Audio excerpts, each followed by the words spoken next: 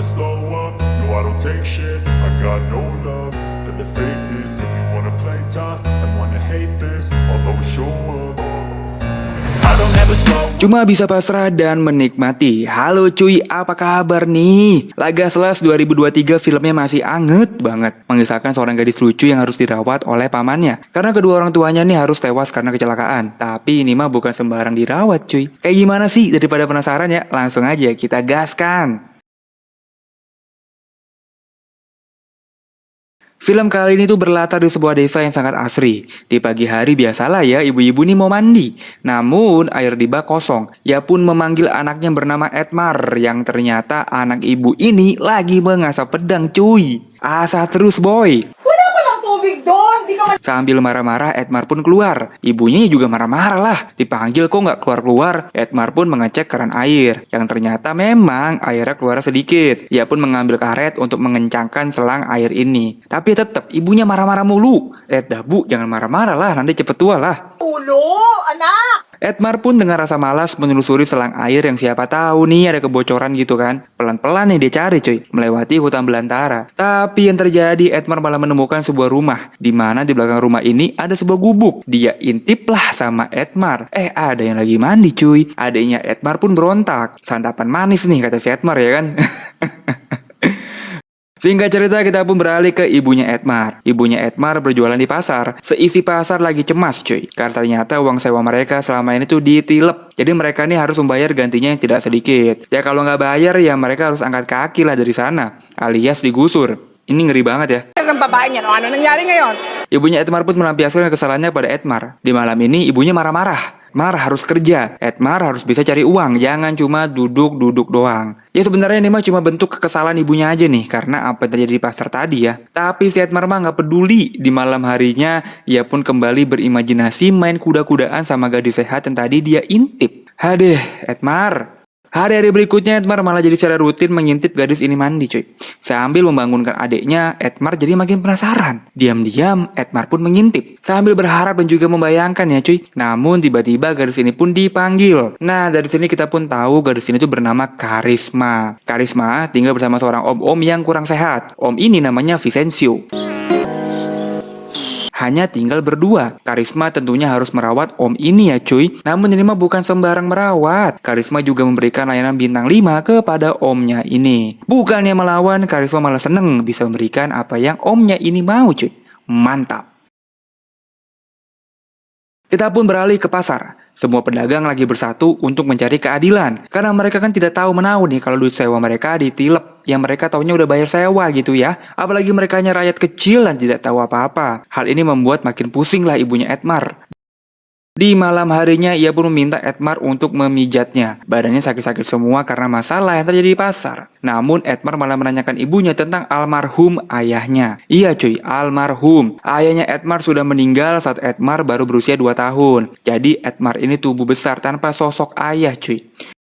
Ibunya pun jadi bahagia saat menceritakan tentang suaminya itu. Ya walaupun ujung-ujungnya jadi sedih juga sih. Apalagi mereka saling mencintai ya. Hari-hari berlalu, Edmar malah menjadi terobsesi dengan Karisma. Dari yang awalnya tidak sengaja, Edmar malah sekarang nih sampai membangunkan adiknya untuk siap lepas landas. Sampailah gubuk itu jatuh cuy.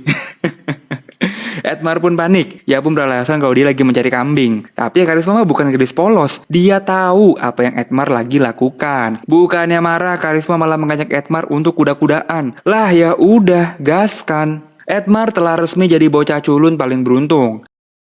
Di malam harinya, Edmar pun hanya tersenyum lebar saat makan malam bersama ibunya. Walaupun ibunya ini selalu marah-marah dan selalu emosi, tapi Edmar mah tetap aja tersenyum. Ya iyalah cuy. Di hari ini, Karisma pergi ke pasar. Di sana ia pun melihat sekumpulan orang yang sedang berdemo. Ia pun bertanyalah pada mbak-mbak sehat ini, ada apa sih? Ini kita mau digusur, karena uang sewa kita ditilep, kita harus membayar lagi, atau kita digusur. Karisma pun kaget mendengar jumlah yang sangat banyak yang harus disetorkan oleh para pedagang ini ke pengelola pasar. Hindi ka mahirapan. Singkat cerita, Karisma pun pulang ke rumah, yang ternyata Edmar sudah menunggu di halaman belakang. Lagi dan lagi Karisma bukannya diusir, Edmar malah diajak masuk ke dalam rumah cuy. Ngapain? Ya lu udah paham lah ya. Di sisi lain, omnya Karisma terbangun cuy memanggil nama Karisma. Karena tidak ada jawaban, omnya pun mencari sendiri menggunakan kursi roda yang akhirnya Karisma pun harus menghentikan permainannya bersama Edmar. Karisma membuat pengalihan dengan membuatkan omnya secangkir kopi. Namun omnya penasaran, ia pun mengecek ke kamar mandi dan ternyata kosong. Kamar mandinya kosong karena Edmar ngumpet di balik pintu. Di saat ada kesempatan, Edmar pun kabur secepat mungkin dari sana.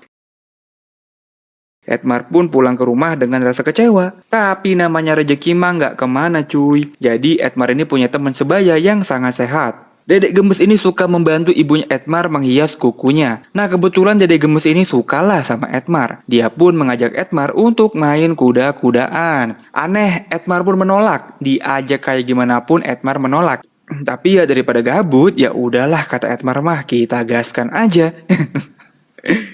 Tapi lagi-lagi dan lagi ya, kayaknya hari ini tuh bukan hari keberuntungan Edmar. Ibunya tuh tiba-tiba pulang. Ya gagal lagi deh. Walaupun gagal tapi dede ini tuh gemes banget loh cuy.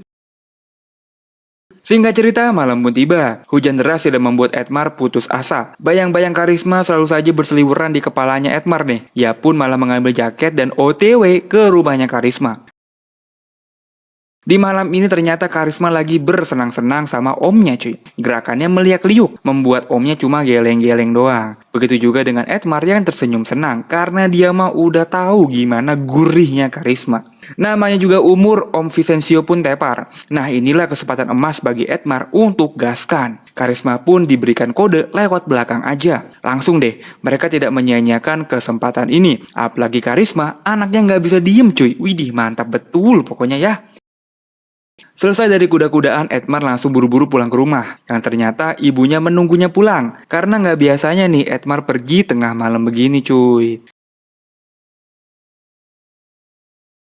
Singkat cerita, di hari ini ada seorang pengacara tampan dan gagah bernama Jimmy yang sedang membantu Om Vicencio. Jadi ini ceritanya, Om Vicencio ini akan memberikan semua harta warisannya kepada Karisma. Jimmy pun sebagai pengacara akan membantu. Caranya supaya hal ini tuh berhasil terwujud. Nah dari sinilah kita tahu bahwa Karisma ini tuh anak angkatnya Om Vincent. Jadi orang tua Karisma adalah temannya Om Vincent. Sedari kecil Om Vincent sudah kenal dengan Karisma dan kedua orang tuanya. Namun saat Karisma masih kecil orang tuanya harus tewas karena kecelakaan. Oleh karena itulah Karisma diasuh sama Om Vincent. Om Vincent sendiri sudah berpisah dengan istrinya. Jadi mereka hanya tinggal berdua cuy. Jadi Om Vincent dan Karisma ini tidak ada hubungan darah sama sekali ya.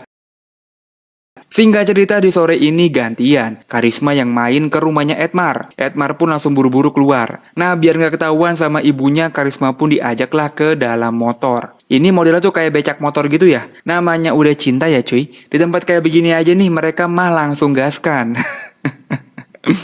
Itu apakah gak kepentok besi ya badannya ya? Adeh. Nah setelah kuda-kudaan, Karisma pun menceritakan kisahnya pada Edmar. Ini pertama kalinya nih ada laki-laki yang berani dekat dengannya. Karena selama hidup dengan Om Vincent, Karisma ini selalu diajak berpindah-pindah. Sejak kecil, Karisma memang udah bener-bener melayani Om Vincent. Parah juga ya. Awalnya Karisma ini memang takut dan merasa aneh. Tapi pas lama-lama dijalani, kok enak juga katanya. Waduh.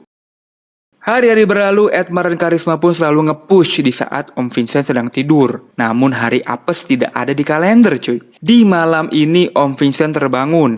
Mendengar suara bahagianya Karisma, Om Vincent penasaran. Ternyata bener aja Edmar lagi kuda-kudaan bareng Karisma. Edmar pun kabur. Karisma tahu kalau apa yang dilakukannya salah. Karisma minta maaf sama Om Vincent. Om Vincent pun legowo. Jika memang Karisma mau hidup bersama Edmar, ya silahkan. Tinggalkan saja Om sendirian daripada Karisma harus berpura-pura terus. Tapi Karisma tidak seperti itu. Ia pun minta maaf kepada Om Vincent dan berjanji tidak akan mengulanginya lagi. Hindi ko na masabi gitu. Di sisi lain si Edmar kabur tanpa mengenakan apapun ke rumahnya. Ibunya Edmar pun bingung melihat anaknya kok seperti ini di tengah malam pula. Ya bener-bener cuy Edmar ya. Mar. Di keesokan harinya, Edmar pun belum kapok. Dia pun datang ke rumahnya Karisma. Dan harus sadar diri melihat Karisma sedang bermesraan sama Om Vincent. Sepertinya Edmar lagi mempunyai rencana. Ia pun digodalah sama dede gemes ini. Lagian si Edmar ngapain ngejar Karisma ya? Lah ini udah ada yang mau sama dia kok. Bener aja cuy, di malam ini Edmar diam-diam mengendap-endap masuk ke rumahnya Karisma. Di tangannya ada sebilah pisau. Akalnya ini sudah tidak sehat. Ia berjalan penuh amarah, masuk ke dalam kamar Om Vincent dan langsung memfatality Om Vincent. Namun, Om Vincent masih bisa melawan. Edmar terbaring tapi dengan tubuh yang masih bugar. Edmar bisa comeback. Di saat yang bersamaan, Karisma tiba-tiba datang dan langsung menembak sebuah peluru tepat di bagian pinggangnya Edmar. Tangisan, teriakan dari Karisma tidak tertahankan lagi. Om Vincent tidak terselamatkan cuy. Dengan keadaan tidak percaya, Karisma berjalan keluar rumah dan meminta pertolongan. Polisi pun datang. Karisma pun dimintai keterangan. Edmar ternyata masih selamat. Ia dibawa ke rumah sakit. Sambil menangis, ia pun cuma bisa menyesal telah kehilangan akal sehat tadi malam cuy. Singkat cerita, karena Om Vincent sudah meninggal, warisan pun resmi jatuh kepada Karisma. Oleh karena itu, ia berbaik hati dengan melunaskan uang sewa seluruh penjual di pasar. Seluruh pedagang pun tersenyum bahagia dan berterima kasih. Padahal mereka ini nggak tahu kalau ini semuanya karena Karisma. Nah, wasiat terakhir dari Om Vincent, Karisma akan dirawat oleh sang pengacara ini cuy. Mereka pun hidup bahagia. Sedangkan Edmar harus mendekam di penjara. Selesai.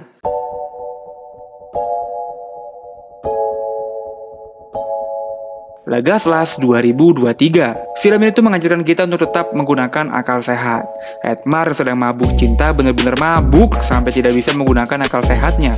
Ia sampai menghabisi Om Vincent dan harus kehilangan masa mudanya di penjara. Sedangkan Karisma ya entahlah ya cuy. Orang tua yang meninggal saat dia kecil dan harus dirawat oleh om-om kayak Om Vincent gitu. Ya gimana cuy film ini? Tulis di kolom komentar ya. Makasih yang udah nonton, gua cabut dan dadah.